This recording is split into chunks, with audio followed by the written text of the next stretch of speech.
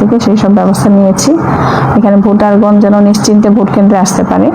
রাত পোহালেই মহেশখালী উপজেলা পরিষদ নির্বাচন, এই নির্বাচনটি সুষ্ঠুভাবে সম্পন্ন করার লক্ষ্যে আপনাদের প্রশাসনের কিরকম প্রস্তুতি আছে আর সার্বিক বিষয় যদি জানাতে নির্বাচন নিয়ে।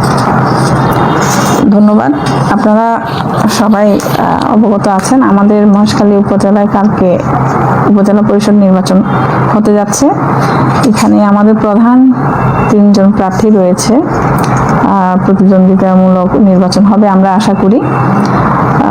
এই নির্বাচন যেন ভোটাররা তাদের উপযুক্ত প্রার্থীকে নির্বাচিত করতে পারে, সেটার জন্য আমরা সর্বোচ্চ ব্যবস্থা যা নেওয়া দরকার আমাদের পক্ষ থেকে সেই সব ব্যবস্থা নিয়েছি।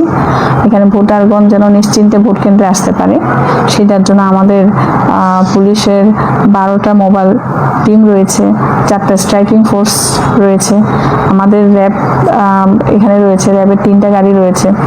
এছাড়া আমাদের বিজিপি আছে, 6টা প্লাটুন নিয়ে তারা অবস্থান করছেন।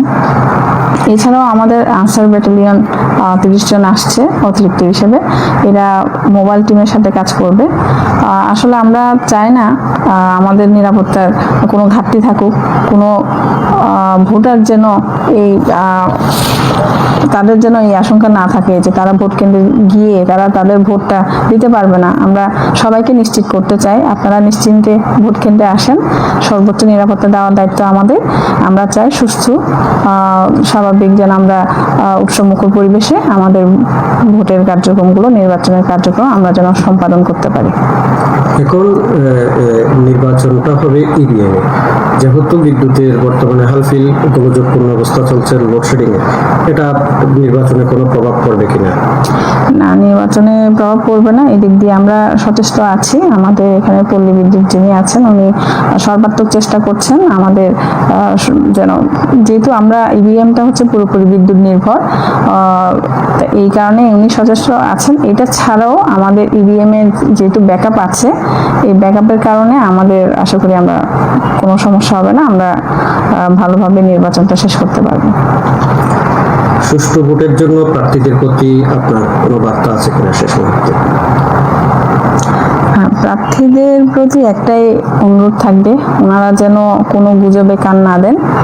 যদি কোনো এরকম কোনো গুজব ছড়িয়েও পড়ে, তারা যেন আগে এগুলো আমাদের সাথে কথা বলে যেন আগে নিশ্চিত হন ব্যাপারগুলো আসলে কি ঘটনাটি ঘটছে কিনা।